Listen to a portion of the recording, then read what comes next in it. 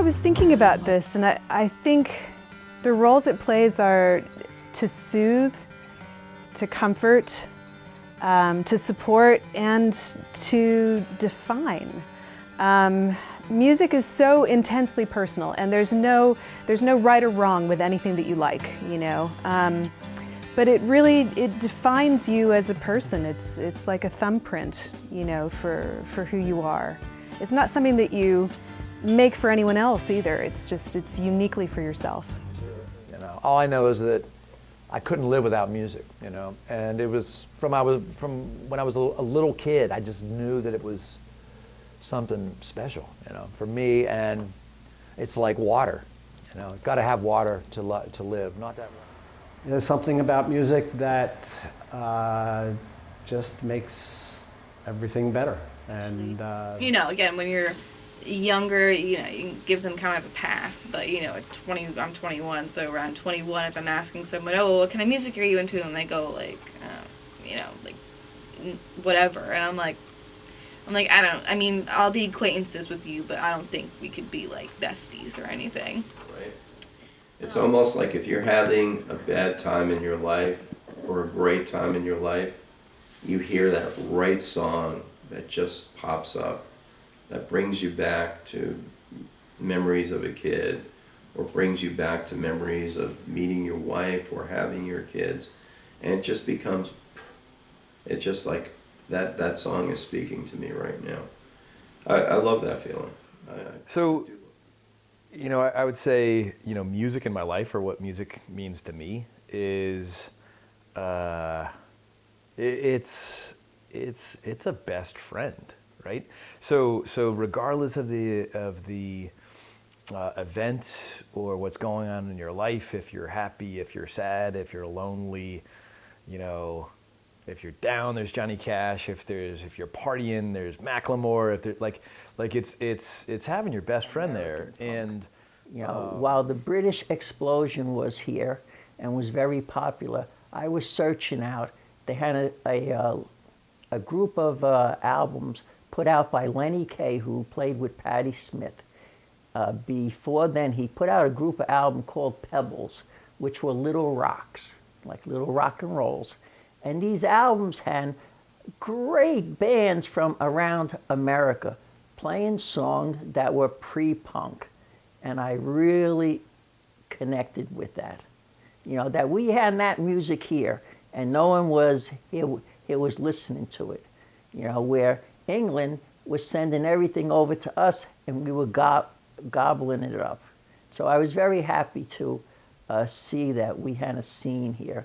And as far as the aggressive nature of the music, you're right, I'm a mellow person, but on a Friday night, I was able to grab the front row in CBGB's, and I just loved the vigor and the rawness of what was happening, because I was tired of seeing groups that played the same song sequence and the same guitar solo every time. And when you go to see a punk show, you don't know what's going to happen, because the crowd is part of the show. And for once, I was part of the show. I was the crowd. I was in the front row. I could hear myself on Wire's live album, my whistle at the end of every song. You know, so I'm there. Maybe that was part of the excitement. Right back there again, you know. So to me, music is a marker in time that that can help me remember, you know, just my experiences in life. And to me, that's the most profound thing in the world too, because we get so chaotic, especially now, you know, when we're older, and there's just so much stuff going on and so much distractions, and you know, we have phones and chaos and whatnot. To be able to transport ourselves back to... Nothing makes me feel the way music does. I have other interests in this world, like I love...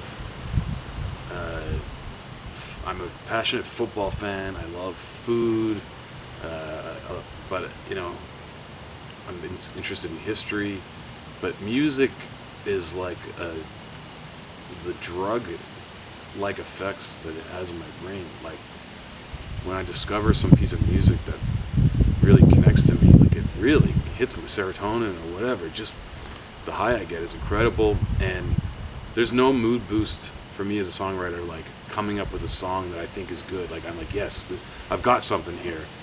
That feeling is incredible. It can turn my entire week around.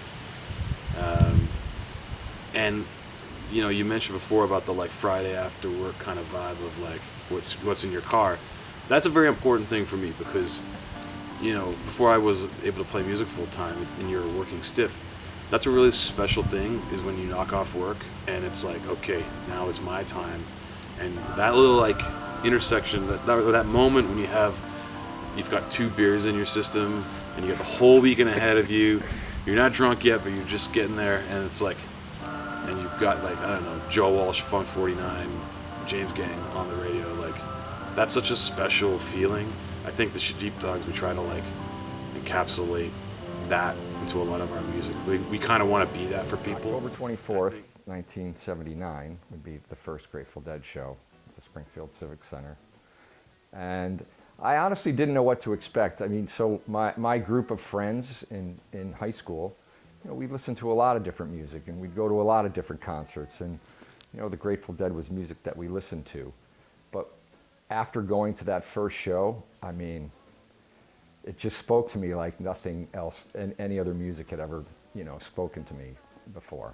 And it kind of changed everything. And then it was just like couldn't go see that enough. Couldn't get enough of that. Just wanted to. But for me, you know, more. when I find my crew of music people, it's defined by people who have actually experienced being alone, completely, beautifully, devastatingly been alone.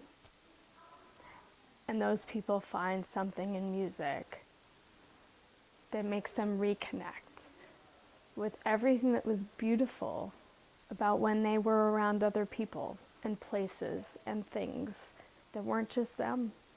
Whether it's in the dead of night, in the middle of winter, in Christmas, in Alaska, or on a gravel road in Minnesota, in the summer you get with your grandparents, or when you're absolutely, completely alone with no home, vagabond in the village in New York in 1997, and you realize that some dude with crazy ass, shit ass hair has defined all of rock and roll for all of time in the village, you know, 35 years earlier, and you have some connection with that dude in Dylan.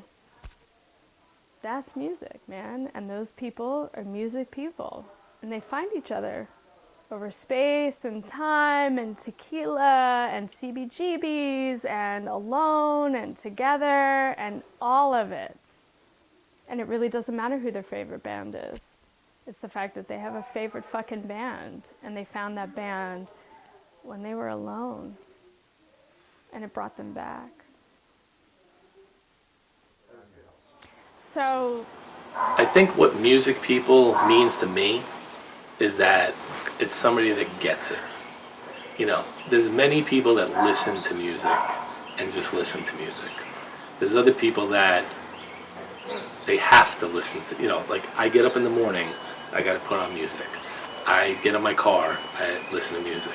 I go to work, I put on Spotify just to... I guess my answer is it ties things together for me. I feel like the way people think is a lot about emotions and a lot about vibrations, connectivity, things that are going on and looking for patterns. And to me, music is an ultimate expression of patterns in the way that you hear things and the way that you relate to things. And so, yeah, if somebody doesn't have that ability to reach inside themselves and feel the emotions with the beautiful patterns they're feeling, I'm probably not going to like them very much. So it's a lot of different things for me, but I always need to have it present. And I like to be surrounded by people that, you know, are into music as well. It's just, you know, my nature. And it's just, you know, that feeling that comes over you. You can have, you know, a terrible day, and all of a sudden, you know, music can change your whole mood, the whole way you feel, the whole way you look at things. I think that's a big part of, you know, how music affects your life. Now this gets pretty. The emotional change that music can do. What else can do that? You know, when you're down, you have this music. When you're up, you have this music. When you want to be happy, you have this music. You want to be sad, you have this music. I can't think of anything else. Music, people, music is everything. It's rhythm, it's energy, it's inspiration, it's motivation, it's hanging on to sorrow. It triggers everything. It's, for music people, they hear rhythm in everything. So that's why I love it. It's so intrinsic to our lives. What would we do without music? And the cool thing about music is that it basically transports you to that place, right? And then the first thing that felt different, which actually, funny enough, made its way to Iran, was Michael Jackson's Thriller. You know, so I saw that album, I saw the dance, I saw just like it was just an experience. You know, it was the first time that I thought of music as an experience, even though I didn't love the song, although it's infectious and like you can't listen to it and not be just kind of, you know, taken by it. But it was the first time I thought of music as like a art with an experience that had visual, it had... So I got on the bus back in '83. I was in freshman in college, went to my first Dead show in Atlanta, and was hooked on it. Started listening to them earlier than that, junior in high school.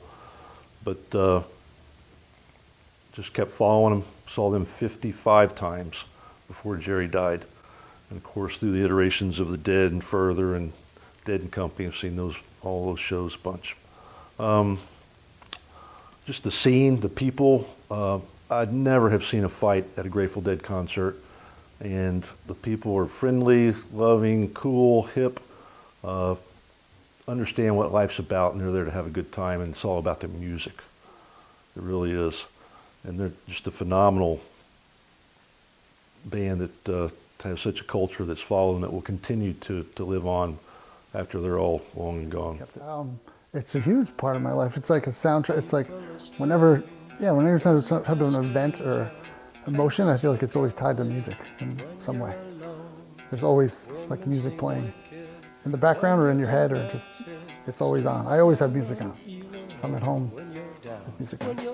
But it kind of makes me laugh or smile, or maybe I can appreciate when we were younger, like literally making tapes, like pressing play and hitting record at the same time to like tape and. It rules my day, and I think someone who spends a lot of time on the road or in the car or by themselves, for someone like that, someone like me, it really defines my day many times. You know, picking what I'm going to listen to in the morning, in the afternoon, when I go to bed. It's all day. Music is just it's always been a major part of my life, and I'm someone who weekly on Fridays when new music comes out, I'm trolling through the genres to see what came out that week. And I always thought at some point in my life that would kind of subside a little bit, but still to this day, it doesn't matter what it is. I'm always looking for new music, always looking for something different, for something to play. So it's a huge massive part of my life. So it's always, I guess, just really been a backbone of my identity. And I can think of songs and that type of music and think of like a very specific time of my life, and people that I knew and things that I did at that time. So is it I hear songs and I could tell you, it brings me right back to a certain spot on a certain day, and I could pinpoint it probably to the day of the year that the first time I heard that song, you know. Yeah, it's sort of everything. It's always there, and even if it's not on, it's running through my head. And you know, artwork and photography is the same thing. You know, you just